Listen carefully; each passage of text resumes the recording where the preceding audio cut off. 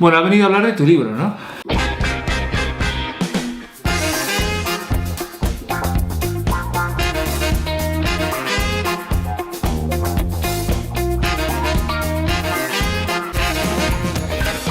Es que he hecho un libro de memorias, pero yo no creo que se parezca mucho a otras memorias porque tiene 222 capítulos. Despeluchados y despeluchadas, el 24 de junio a las 8 de la tarde en el Teatro María Guerrero, en la calle Tamayo y Baus, podéis venir a ver a Juan Margallo a hablar con Ernesto Caballero y hacer un repaso y un balance de tu carrera teatral. Incluso podéis compraros sus memorias, ¿no? Sí, no, incluso no teatral. Incluso no teatral. Es decir, voy a hablar también mucho de mi vida, como decía Petra. A mí lo que más me gusta es hablar de mi vida particular, porque yo creo que por lo único que yo pasaré a la historia del teatro será por ese pensamiento filosófico que yo tengo sobre la duración de las obras. En mi opinión, creo que a todas las obras, bueno, primero no es mi opinión, lo dice gran cantidad de gente, a una obra le sobran siempre 20 minutos. Y lo que yo he aportado a la historia del teatro es aseverar que después de cortárselos le siguen sobrando, pero siempre. Sí, y si le vuelves a cortar y siguen sobrando. Es entrada libre y gratuita. Entrada libre y gratuita, hasta que se llene. Y una cosa que sí me gustaría hablar aquí es del concepto de memoria o de recuerdo. Cómo cuando uno vive una cosa, la vive, pero cuando la reconstruye, como has hecho tú en tu libro de memorias, no es que la ficcione, pero sí que le da una estructura que hace que sea muy interesante, muy entretenida. En tu caso, mucho humor. Hay gente que al reconstruir partes de su vida incluso las hace más aburridas o más trágicas, ¿no? Va un poco con el carácter de cada uno.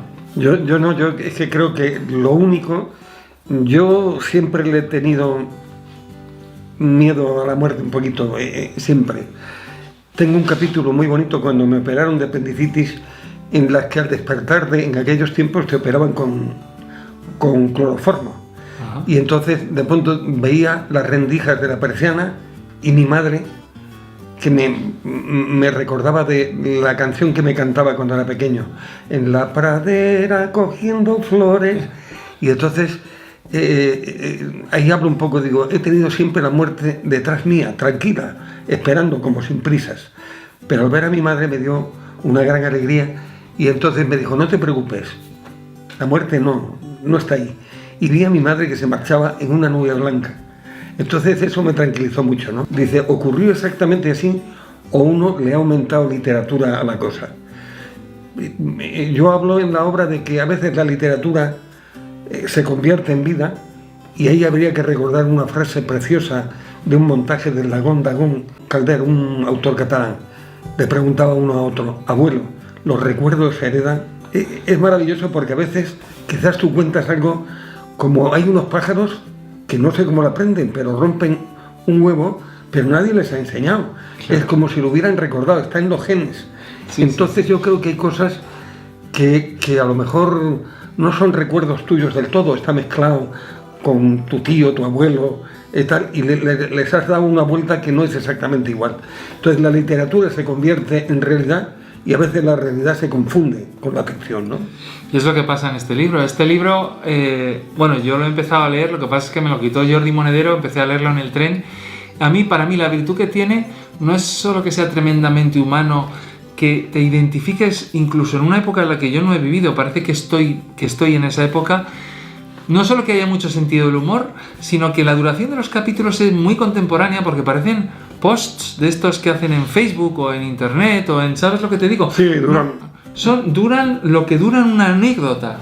Media hoja, una hoja. Una hoja y media, como mucho. Media, sí. Entonces, dices, hostias, que no hace falta más, como decías tú, en que si a una hora le sobran 20 y luego le vuelven a sobrar 20. No hace falta más para emocionarte. ¿Y cómo empieza el libro? A mí me gustaría que lo contaras, porque... Sí, yo empiezo diciendo un poco, no sé por qué escribo estas memorias, porque yo para la posteridad me da igual. Entonces, si no es ni para que me recuerden, porque digo, una vez muerto el burro, la cebada al ramo. Digo, entonces, ¿por qué cuento si sé que el ser humano no escarmienta en cabeza propia, peor va a hacerlo en cabeza ajena? O sea, que lo que yo haga va a valer, pienso, en ese sentido soy pesimista de que la gente le va a valer para vivir. Aunque dudo, puede ser que a mí a veces cosas que me han contado me han valido para la vida. Pero bueno, no entiendo el porqué y vengo a sacar la conclusión de que para despedirme de esta vida que tanto me ha gustado y lo cual me molesta mucho morirme, o sea, me ha molestado siempre. Es muy molesto, sí. Sí, me ha molestado porque yo digo, nunca más estaré, primero por la familia y los amigos, no los volveré a ver, y nunca podré estar en una playa sintiendo que te da el sol tirado. Entonces, yo que no creo que hay otra vida. El otro día me dijeron, me mandó por email una frase de Albert Camus, del que yo hice una obra, me parece un genio. Decía, ya que el universo es tan complicado que no se puede comprender, ocupémonos del hombre. O sea, es estupendo. El que tenemos enfrente. Tenemos que ocuparnos de las cosas más inmediatas. Hay que querer a la gente que tienes al lado, a la familia.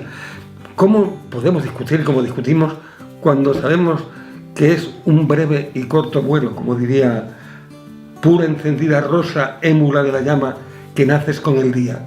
¿Cómo naces tan llena de alegría si sabes que la edad que te da el cielo es apenas un breve y veloz vuelo? Es verdad, la vida no es nada, es un tracatrí. Aunque tú digas que no se escarmienta en cabeza ajena, que no sirve de nada, el hecho de leer esas historias, de revivirlas y de hacerlas tuyas, ya te las llevas para el presente y para tu vida. Bueno, ya visto que me he echado para atrás, me acuerdo de una entrevista que me hizo Fermín Cabal una vez cuando estábamos en el Gallo Vallecano. Una entrevista muy larga.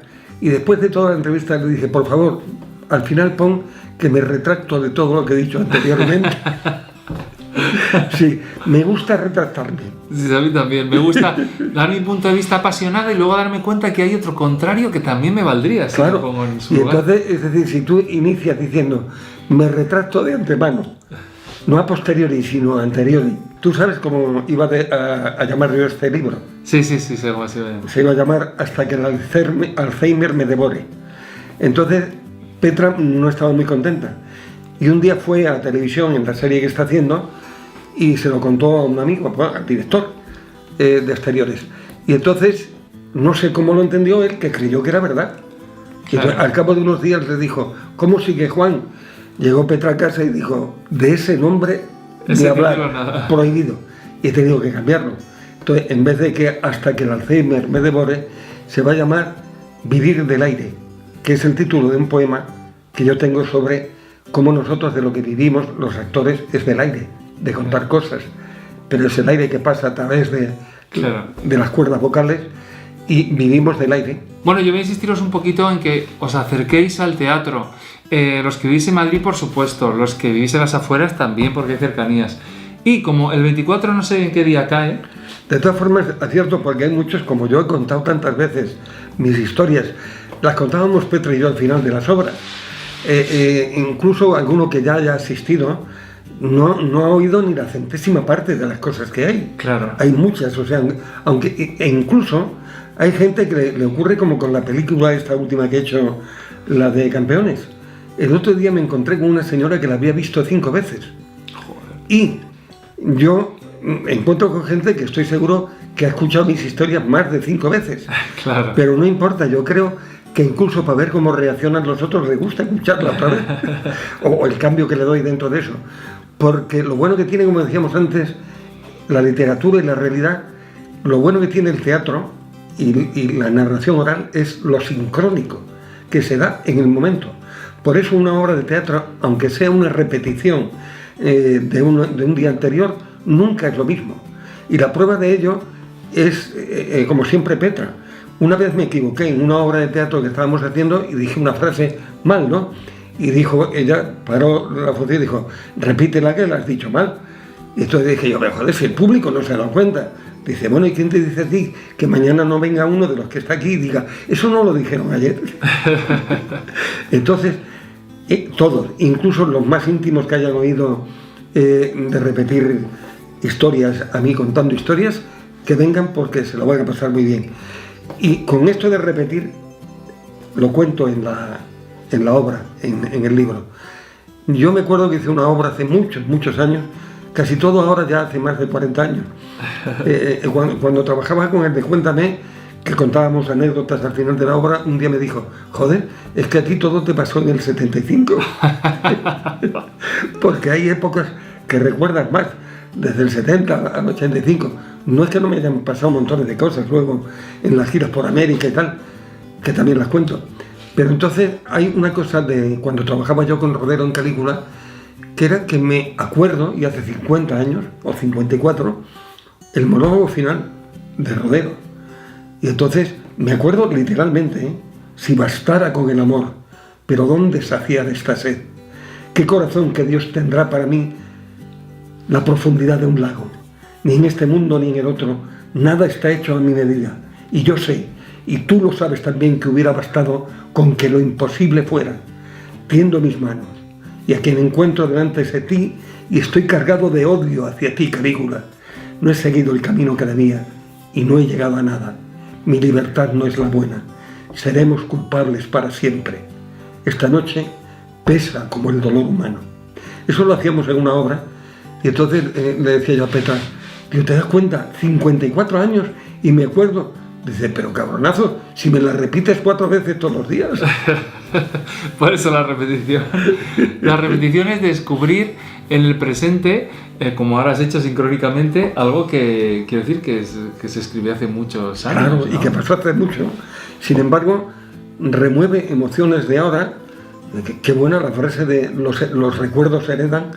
Se heredan las emociones que ocurrieron en un tiempo determinado. Uno las puede comunicar. El que lo recibe lo va a recibir cada uno de una forma, pero una cosa que te emocionó en un momento determinado, tú puedes comunicarle a alguien, aunque haga 50 años que ocurrió, y luego ocurre eso. ¿Por qué te acuerdas de una cosa mucho y de otra menos? Claro. Quizás porque, pero no es porque sea más grande, o sea, a veces una pequeña cosa, porque te cogió en el momento, por las circunstancias, sí, hacen que se te hayan quedado grabadas, y otras que a lo mejor pudieran parecer más importantes o más gordas, se borraron. A mí me pasa una cosa en la vida que es, estoy viviendo algo y digo, anda, esto no me lo voy a olvidar nunca.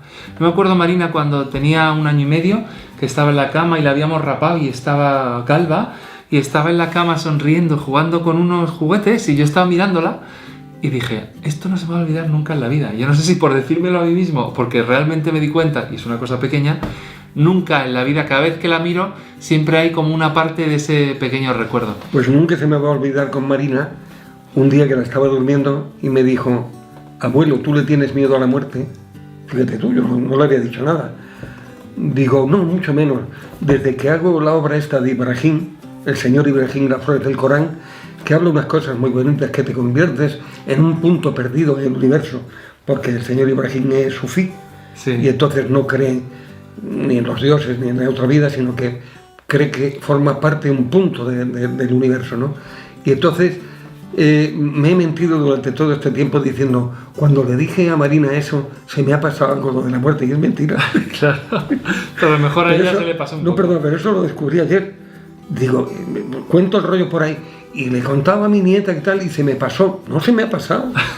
Bueno, pues aquí vamos a dejar el vídeo. Recordamos que el 24 de junio os vemos en el Teatro María Guerrero, que está en la calle Tamayo y Baus, ¿no?